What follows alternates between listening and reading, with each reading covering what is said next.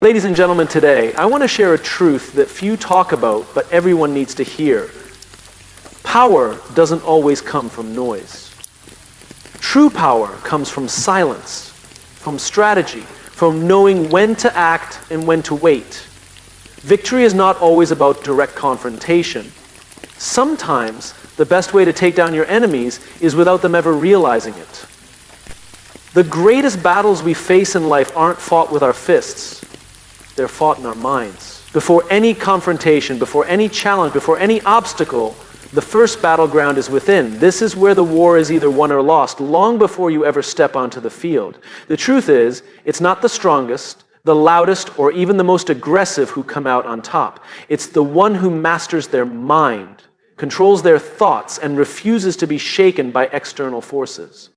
Think about it. When you're up against someone who wants to see you fail, what's their first move? They don't just attack your actions, they go after your confidence, your self-belief. They plant seeds of doubt. They try to get into your head because they know that once they have your mind, the rest will crumble.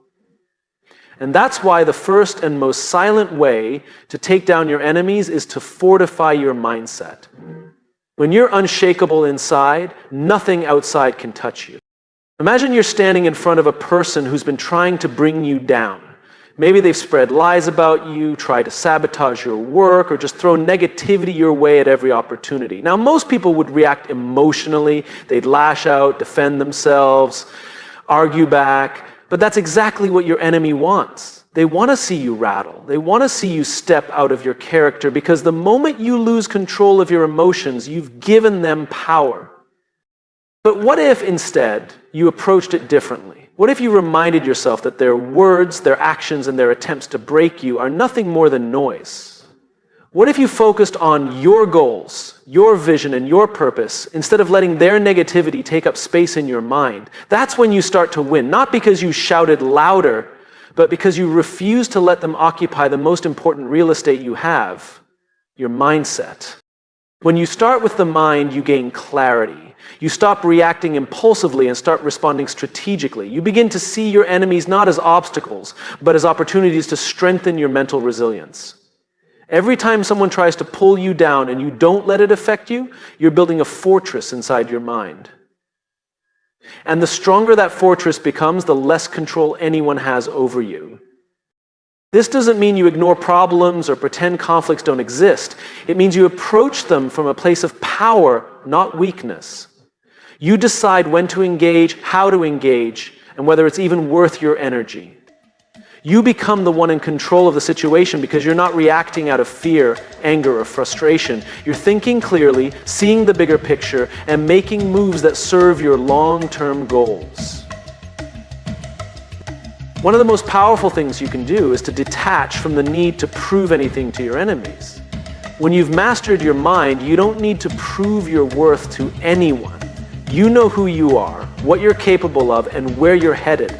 And that inner confidence is something no one can take away from you. Your enemies will try to shake you, but they'll fail because you've already won the most important battle, the one within. It's easy to think that strength is about how hard you hit back or how loudly you can fight. But the truth is, real strength is silent.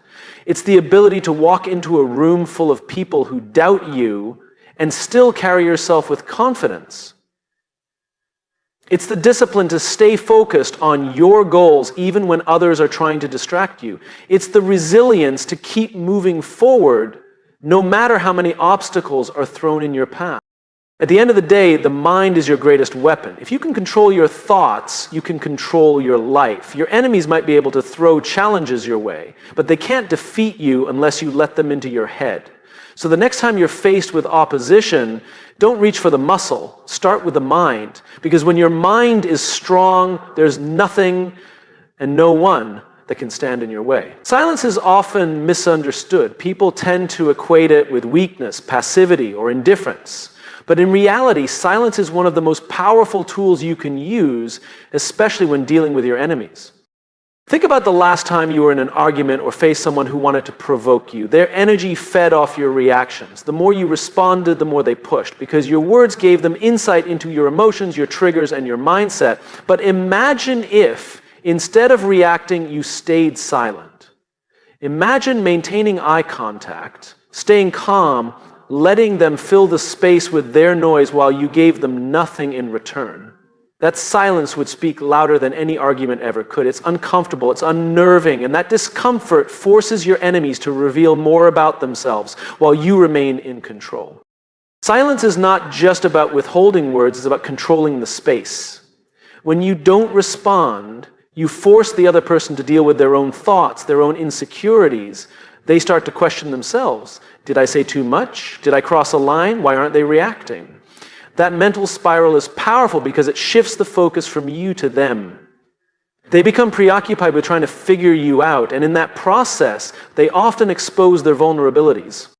Moreover, silence creates an air of mystery. When people can't predict your thoughts or your next move, they become cautious. They tread lightly because the unknown is far more intimidating than open hostility. Your enemies will expect anger, confrontation, or at least some acknowledgement of their actions. When you give them nothing, you deny them the satisfaction of seeing you flustered. You deny them the control they seek over your emotions. And in that denial, you hold the upper hand. But silence isn't just about conflict. It's a powerful tool in strategy as well. In negotiations, for example, silence can be a game changer. When you pause before responding, you give the impression that you're considering your options carefully, even if you've already made up your mind. This often pressures the other party into revealing more information or making concessions they wouldn't have otherwise considered. The same principle applies to any competitive environment. Whether in business, sports, or personal relationships, the person who can sit comfortably in silence is often the one in control of the situation. Another aspect of silence is its role in personal growth and self-mastery. When you learn to sit in silence, you develop patience, discipline, and emotional resilience. It's easy to lash out when provoked, but it takes strength to hold back, to observe, and to wait for the right moment to act. This self-betrayal doesn't just protect you from making rash decisions, it also allows you to see situations more clearly. In silence, you can analyze the bigger picture, understand motivations, and plan your next move with precision. There's also a profound dignity in silence. When you refuse to engage in petty conflicts or respond to baseless attacks, you rise above the noise. You show that you are not easily swayed by external forces, that you operate on a level that your enemies can't reach. This quiet confidence can be more intimidating than any aggressive confrontation.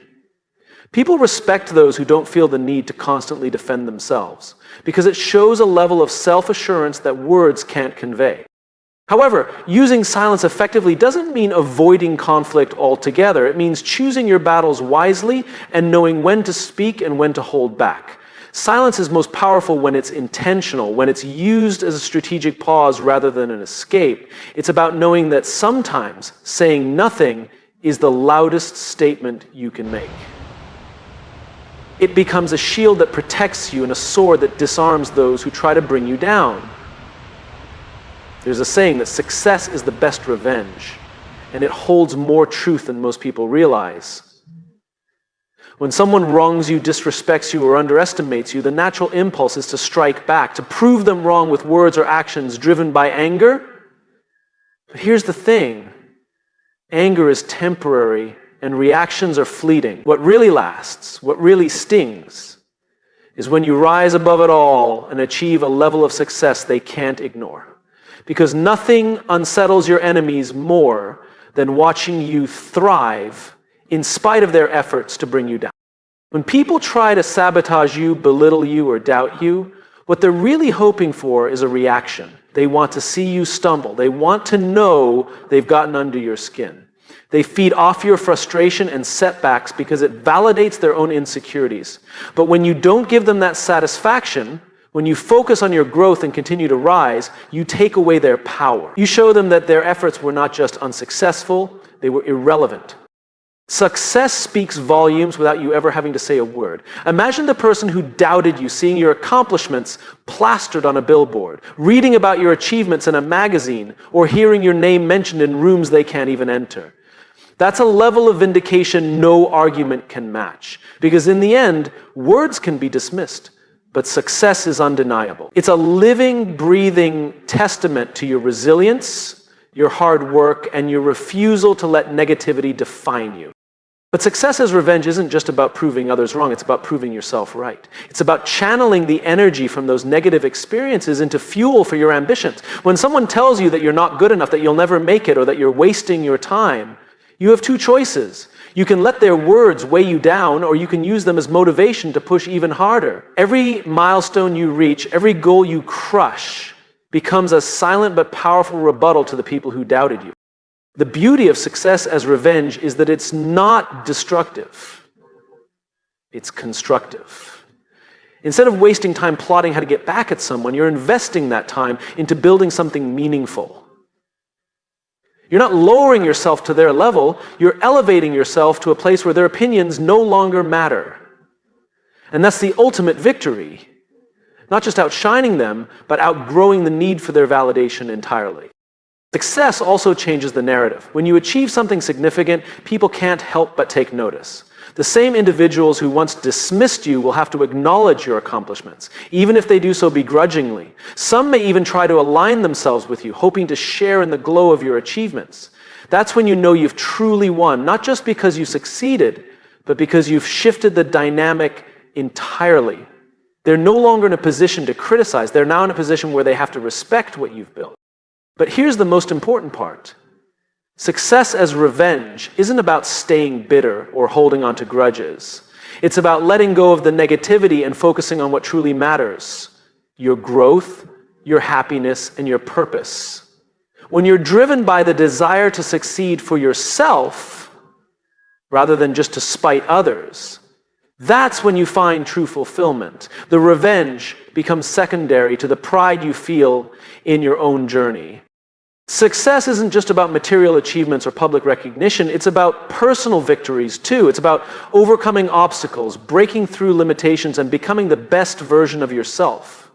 Your enemies may never admit they were wrong, and they may never apologize for what they did, but that's not the point. The point is that you didn't let them stop you. You kept going, and in doing so, you turned their negativity into your stepping stone. Kindness is often mistaken for weakness. People assume that being kind means being soft, passive, or easy to manipulate. But the truth is, kindness can be one of the most powerful and unexpected tools you can use to disarm your enemies. When I say kill them with kindness, I don't mean superficial niceties or forced politeness. I mean using genuine, strategic kindness as a way to take control, flip the script, and leave your enemies powerless. It's about turning the very thing they expect the least into the weapon that leaves them confused, off-balanced, and ultimately defeated. Enemies, by definition, thrive on conflict. They expect confrontation. They're fueled by negativity, waiting for you to react in anger or frustration. That's the game they want to play because it's familiar. But when you meet hostility with kindness, you throw them into unfamiliar territory. They don't know how to respond. They're ready for a fight, but instead you're offering a smile, a compliment, or even support. That's not just confusing, it's deeply unsettling. Imagine someone at work who's constantly trying to undermine you. They spread rumors, take credit for your ideas, or subtly sabotage your efforts.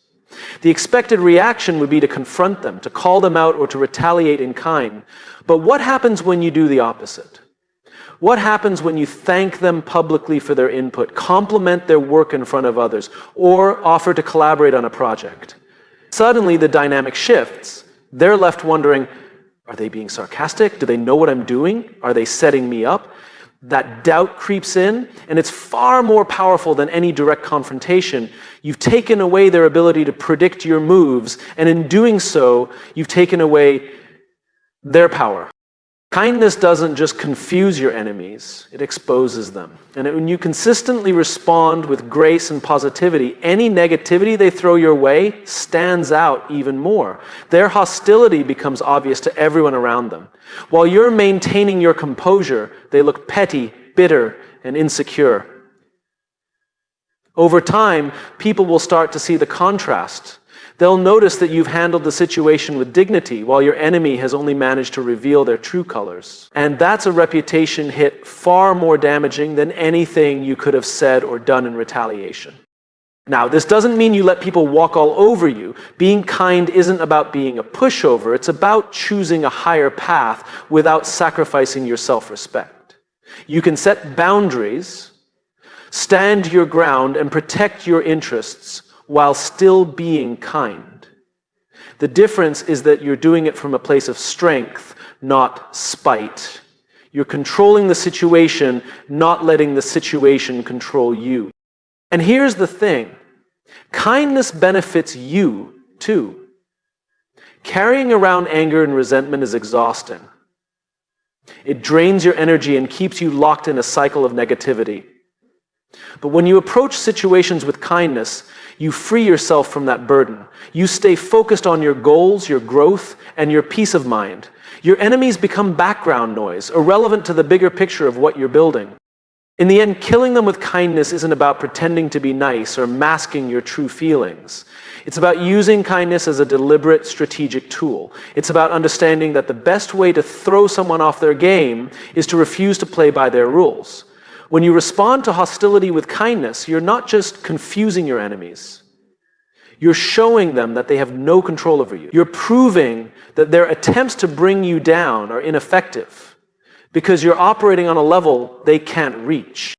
So the next time someone tries to bring negativity into your life, don't waste your time and energy on anger. Smile, be gracious, offer help if it's needed, and then keep doing your thing, building your success, and living your life on your terms.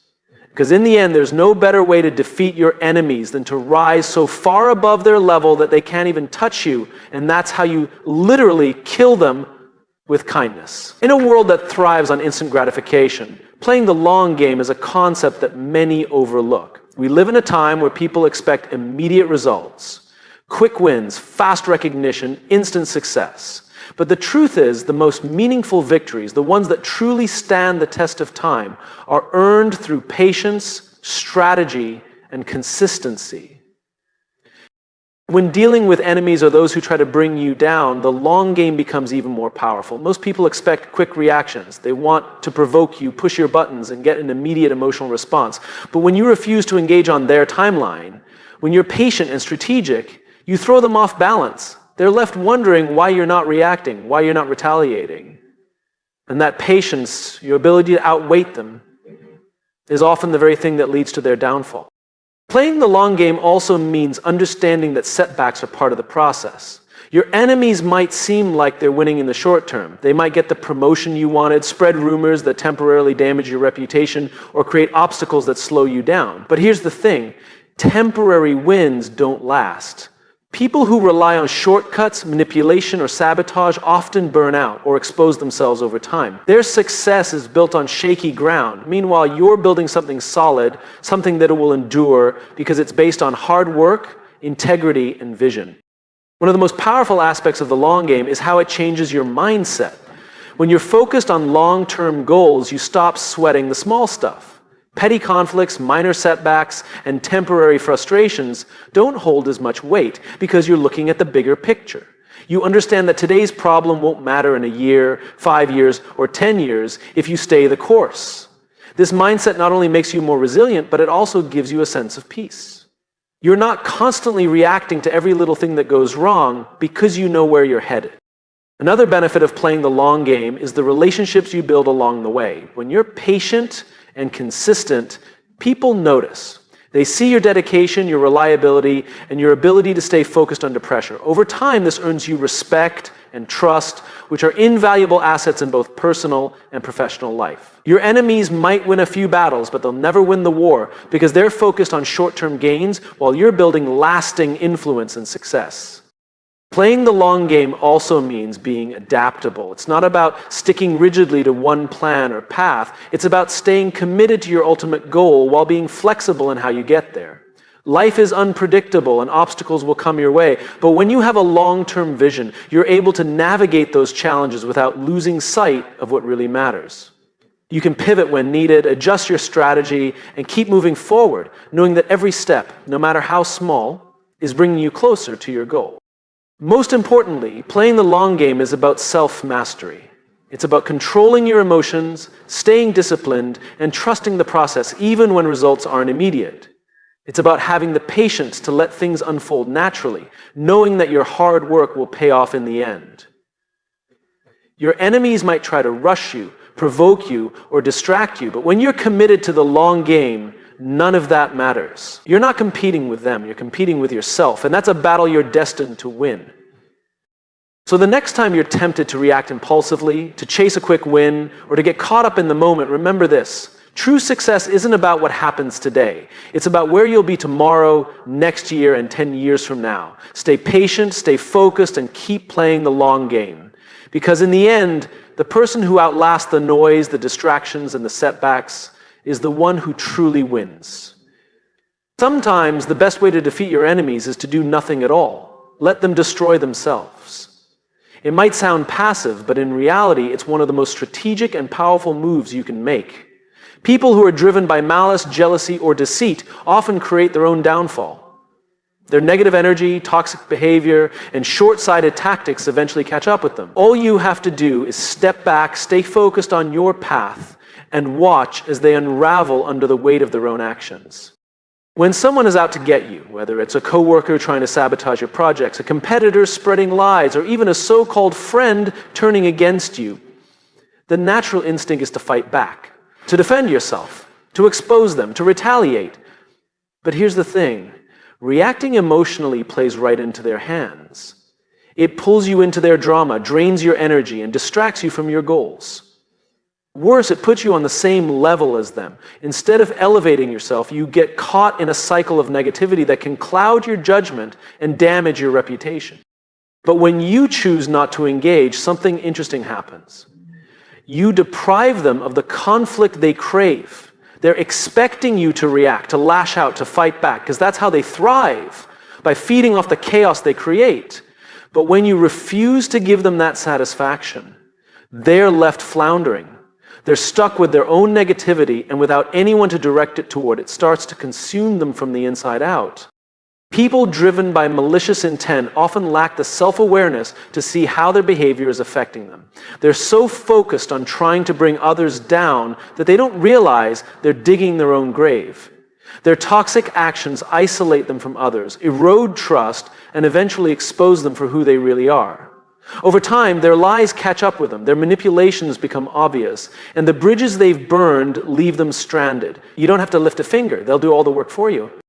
Think about it like this. A person who constantly gossips and spreads rumors may feel powerful in the short term. They might even succeed in turning some people against you, but eventually those same people will start to question the gossiper's motives.